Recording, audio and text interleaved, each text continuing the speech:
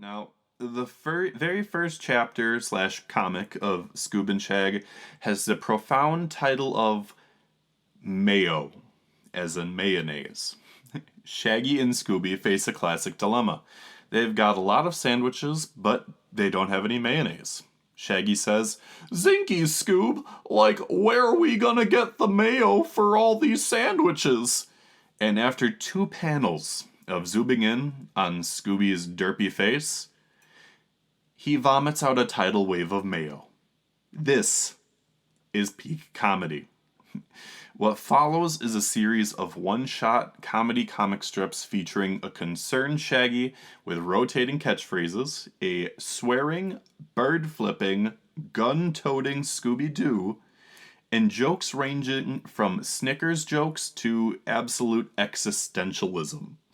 We're running the whole gambit here. Oh, and apparently Scooby has Sharingan eyes at one point, so I'll let you digest that for a second there. Now, these random escapades keep happening until we get to the 17th chapter, where we finally meet another important character in this webtoon, Kermit the Frog. And no, he is not a one-off character, despite the fact that Scooby is clearly a talking dog.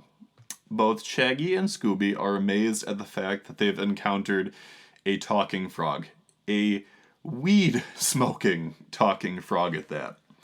Together, the three of them head toward a house that is set to change the webtoon in a way that no one would see coming up to this point.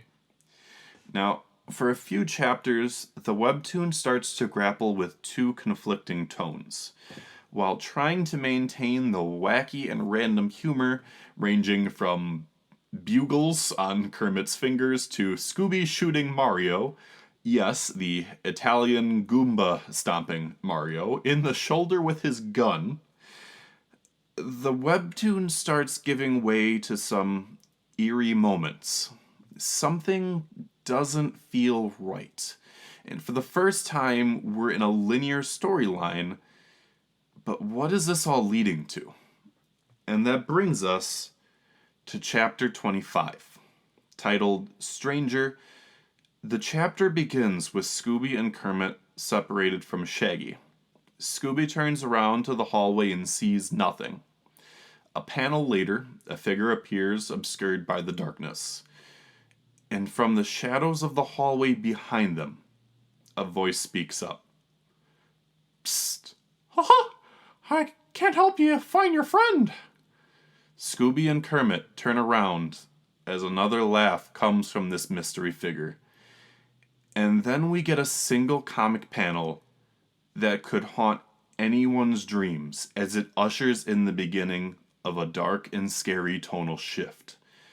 Standing there against a dark background is a raggedy and horrifying Mickey Mouse costume. An open-mouthed smile, waist-high pants with a tear in one of the knees, and long, gangly arms that stretch down past the knees.